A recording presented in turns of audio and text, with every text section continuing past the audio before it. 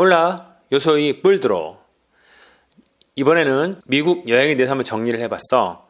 그간 미국은 중남미 갈 때 경유하는 과정에 잠시 들렸었기에 LA와 뉴욕만 짧게 둘러보았었으며 타 국가들 대비해서 그러니까 타 국가들 즉 가성비 좋고 흥미로운 나라들 비교해서 미국이 좀 재미없는 곳이라는 것은 익히 알았으나 그럼에도 이 천조국 즉 슈퍼 강대국으로 한 번은 전체적으로 돌아봐야지 않겠는가 하는 생각이 들었던 와중에 코시국에 좀 방문이 쉽기도 했고 내가 좋아하는 중남미 가기 위해서 거쳐가는 관문이었기에 따라봤던 여행이었어. 미국 서부, 동부 각각 보름씩 총 한 달 정도 일정을 계획을 했으나 서부 지역을 돌고 나니까 역시 예상했던 대로 비용은 많이 들면서 또 별 재미도 없었기에 중단하고 결국 중남미로 넘어가게 되었지. 즉, 나 불드로는 음주가무형 여행을 좋아하는데 미국은 볼거리는 많으나 그러한 요소가 좀 부족하다 보니 재미를 못 느꼈던 거지. 그래서 이 유튜브를 개인 기록을 남기기 위해서 시작하였지만 또 재미없는 미국에 대한 영상을 만드는 것에 대해서 내 자신이 좀 흥미를 잃기도 해서 좀 지지부진하기도 했고, 하지만 또 그럼에도 또 전체적인 소감은 만들어두고 싶어서 이 영상을 제작하게 되었어. 다들 아는 것처럼 미국은 땅덩어리가 매우 크고 많은 주가 있지. 비교를 해보면 유럽 전체와 땅덩어리나 또 아니면 인구도 비슷하기에 아마도 미국을 제대로 여행하려면 LA가 있는 서부 한 달, 뉴욕에 있는 동부 한 달 정도에서 최소한 한 2개월 정도는 필요한 것 같아. 예를 들면 유럽을 제대로 돌아보려면 2, 3개월 이상은 걸리잖아? 마찬가지지. 그래서 이번 여행에서 미국인들에 대한 고정관념이 좀 많이 바뀌게 되었는데 우선 대표적으로 그들은 좀 상당히 좀 친절했어.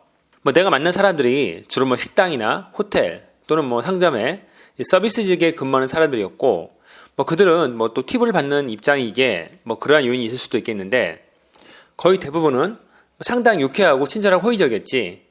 그래서 팁이라는 문화, 즉 팁이 있기에 더 친절해질 수도 있겠구나 하는 식으로 좀 더 이해가 되긴 했지만 그럼에도 아직도 팁은 좀 껄끄럽고 그거 없이도 친절한 나라들도 있는데 또 하는 생각도 들고, 즉 미국 물가가 비싸면서 팁까지 추가로 받으니까 더욱 그런 생각이 들었던 것 같아.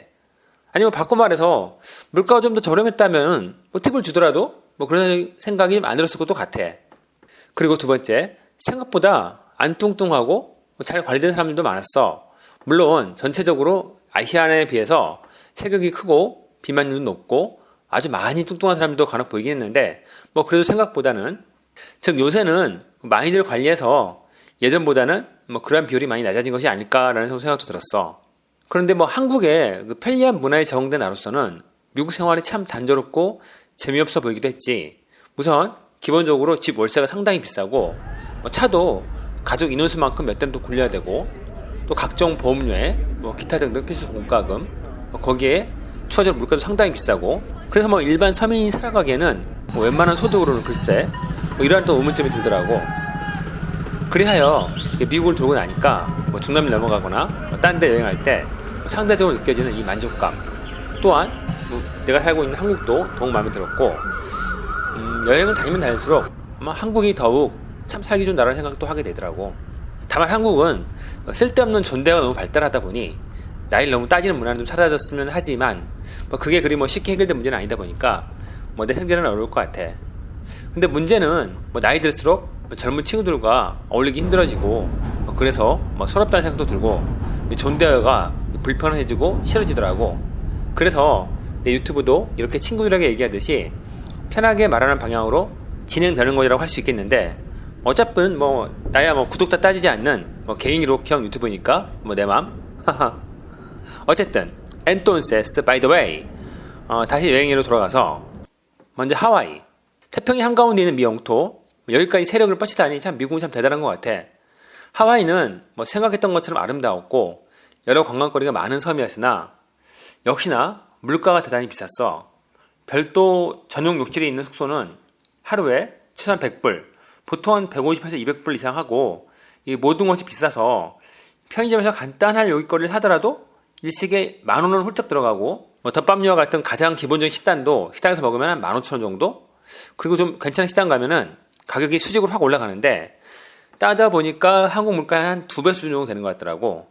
또 이제 미국 가는 김에 각 도시마다 또 평소 해보고 싶었던 뭐 버킷리스트 등을 직접 실천해보는 것이 이번 여행의 목표였는데, 예를 들면 하와이에서는 하와이안 셔츠를 입고 오픈카에 해안도로 일주, 뭐 이것이 로망이었지. 즉, 뭐 어릴 때부터 하와이 하면 딱 떠오르는 관념들을 세월은 흘렀지만 드디어 중년이 되어 실천해보았다는 것이 큰 의미라고 할 수 있겠어. 그래서 또 돌아갈 때 운동 겸 와이키키 해변에서 공항까지 5시간 동안 걸어가면서 뭐 색다른 풍경들을 보았던 것도 강렬하게 기억에 남아. 두 번째, 알래스카. 미국 한 주이긴 하지만 따로 동떨어져 있기에 일부러 시간 내서 여행하기가 만만치 않은 곳 중에 하나인데, 이번에는 그 알래스카 시트카라는 곳을 가면서 환승하게 된 앵커리지는 공항부터 참 독특했어. 보는 바와 같이. 그리고 최종 목적지는 널리 알려진 앵커리지가 아니라 시트카라는 예전 그 러시아 시절에 주도를 방문하게 되었어.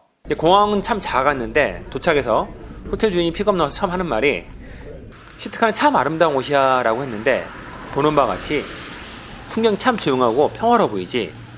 그래서 노년에 은퇴해서 살면 좋겠다는 생각을 잠시 해보기도 했는데, 결론적으로 나는 이런 데서 살지는 못할 것 같아. 가끔 한 번씩 놀러 오는 거란 모를까. 듣기로 알래스카 인구 보존을 위해서 거주민들에게 매년 일정의 그 정착 보조금을 주는데, 4인 가족의 경우 1년에 한 1,000만 원 가까이 된다고 하더라고. 어쨌든 시트카의 풍경도 멋지고 좋았지만 가장 경이로웠던 것은 그 말로만 듣던 연어가 강 상류로 올라가는 상황을 직접 봤다는 거지. 즉 평소에 그런 것에 별 관심 없던 나로서도 그 상황을 직접 보니까 이것은 정말 감동이더라고. 즉 어릴 때 다큐멘터리 같은 데서 보기는 했으나 그때는 그런가 보다 했지. 동물의 세계 이 정도로만 생각을 했는데, 그 어릴 때의 장면이 눈앞에서 직접 펼쳐지니까 여러 가지 생각이 딱 들면서 이 일이 생각은 진짜 평생 잊지 못할 추억이 될 것 같아. 따라서 기회가 된다면은 이 상당히 독특한 여행지인 알래스카를 한 번쯤은 방문해 보길 권해보고 싶어. 또한 알래스카에서도 마지막 날 또 새벽에 일어나서 그 깜깜한 상황에 공항까지 걸어갔던 기억 또한 강렬하게 남네. 거의 1년 1시간 정도밖에 안 됐는데 중간에 공원에서 고민통을 할까봐 또 이상한 사람 만날까봐 엄청 긴장했는데 그 기억이 잊혀지지 않을 것 같아. 세 번째, 시애틀. 시애틀 하면 생각나는 영화가 있지. 유명한 영화 시애틀의 잠 못 이루는 밤. 과연 여기 가면 잠을 못 이루게 되나? 이런 상상도 해봤었는데, 실제로 시애틀에서 시차가 아직 적응이 안 된 상태라 잠을 못 잤어. 이제 나이를 먹으니까 예전에 비해서 시차 적응에 더욱 시간이 걸려서 이제는 적응하는데 한 거의 2주 정도는 걸리는 것 같아. 따라서 교대 근무하는 사람들의 경우 돈은 좀 더 벌겠지만 나이가 들수록 더욱 힘들겠다는 생각도 들더라고. 참 노고가 많아. 시애틀에서는 영화의 배경이 되는 유니온호수를 둘러봤던 기억, 그리고 관람차가 있는 파이크 플레이스 마켓에서 해산물과 대게를 먹었던 기억, 또 공항 돌아가면서 이 보잉 박물관들을 둘러봤던 기억이 남아. 보잉 박물관에서는 평소 궁금했던 비행기 밖에 접어지는 곳에 숨어 들어가서 밀항이 가능할까 하냐 대한 그런 게 있었는데, 그 궁금증이 풀렸고 결론은 거의 불가능하다는 생각이 들더라고. 즉 보는 바와 같이 생각보다 공간이 비좁아서 바퀴가 접어지면서 눌리거나 설령 운 좋게 자리를 잘 잡았다 하더라도 그 1만 미터 상공의 추위와 끔찍한 일이지. 네 번째, 샌프란시스코. 금문교가 유명하고 노래 샌프란시스코 생각나지? 금문교는 현수교 다리가 한 곳에 있잖아. 그래서 거기서 거길 텐데 그렇게 유명하지? 그렇게 생각을 했는데 직접 가서 보니까 생각보다 훨씬 아름답더라고. 그러니까 이 금문교라는 다리 자체가 빨간색으로 멋지기도 했지만 문제는 이 주변 환경과 잘 어우러지고, 특히 금문교에 여기 해안 도시다 보니까 낮게 그 구름이 걸리는 경우가 많은데, 그런 것들이 복합적으로 이 몽환적인 분위기를 연출하는데 아마도 저 자리에서 뛰어다니는 사람들이 좀 꽤 있겠구나라는 생각이 들더라고. 그리고 이 샌프란시스코가 상당히 볼거리가 많았어. 특히 이 캘리포니아 해변을 따라서 쭉 이어지는 일본국도 대단히 아름다웠는데, 이 일본국도 따라서 이 산타크루즈까지 갔다가 거기서 다시 돌아가면서 이 실리콘밸리를 들리면서 세계 시총 1위인 애플 비롯해서 이 구글을 또 둘러보는 각별함도 있었지. 널리 알려진 대로 애플은 폐쇄적이라 입구까지만 가봤고, 정반대로 구글은 개방적이라 누구나 이렇게 구글 캠퍼스에 들어갈 수 있는데 참 상반되는 회사 정책이지. 또한 그 스탠퍼드 대학도 구경을 했는데 워낙 넓어서 학교 안에 소방서, 경찰서까지 있는데 너무 넓다 보니까 대학교라기보다는 무슨 타운 같더라고. 또한 이제 샌프란시스코를 떠나는 날 이 백신 부스터샷 3차를 맞았는데 미국에서는 이 백신이 남아 돌잖아. 그래서 묻지도 따지지도 않고 접종을 해주니까 이를 이용해서 이 부스터샷을 일찍 맞게 되었는데 백신을 맞을 때마다 증상이 다르더라고. 나의 경우는 1차는 아제, 2차는 화이자, 3차 화이자 이렇게 맞았는데 지난 4월에 아제를 맞을 때는 맞은 날 저녁부터 그 감기 무살 증세가 꽤나 심해져가지고 다음날에 이제 멍하니 누워만 있을 정도로 증세가 심했었고 7월에 2차로 화이자 맞았을 때는 이게 맞은 게 맞나? 혹시 간호사분이 주사를 잘못 놓은 거 아닌가? 싶을 정도로 무증상이었고 이번 9월에 3차 이제 화이자 맞은 거는 팔만 좀 뻐근하지 다른 이제 증상은 전혀 없었는데 제가 아마도 예상컨대 실제 코로나 걸려도 이런 식으로 상황에 따라서 다 이제 다양한 증상이 나오지 않을까 예상을 해보게 되더라고. 어쨌든 이 3차까지 맞고 나니까 훨씬 마음 편하게 여행 다닐 수 있게 됐다는 것이 즐겁네. 5번째, 라스베가스. 일명 신시티라고도 불리우는 이 도박과 환락의 도시. 듣던 대로 참 화려했고 돈만 있으면은 참 즐겁게 놀 수 있겠구나라는 생각이 들었는데 나도 돈을 좀 쓰면서 놀아보자는 생각이 들어가지고 평소에 해보고 싶었던 버킷리스트도 해볼 겸 라스베가스 플렉스를 해보게 되지. 그래서 하루 동안에 경뱅이 타기, 페라리 몰아보기, 또 뉴욕 스테이크 썰어보기, 또 환타지 스리피 보기 등을 하면서 하루에 100만 원 넘게 써보기도 했고 또 다음날 또 근처 그랜드 캐년 관광도 해보고 그랜드 캐년은 말 그대로 정말 그랜드, 정말 장대웅대했고 미국을 대표하는 여행지답게 가장 기억에 남았어. 즉 이번 미국 여행 전체를 정리해본다면 알래스카에서 연어가 강 상류로 올라가는 것과 이 장대웅대한 그랜드 캐년 본 것 딱 두 가지를 꼽을 수 있겠다고 생각을 해. 6번째, 시카고.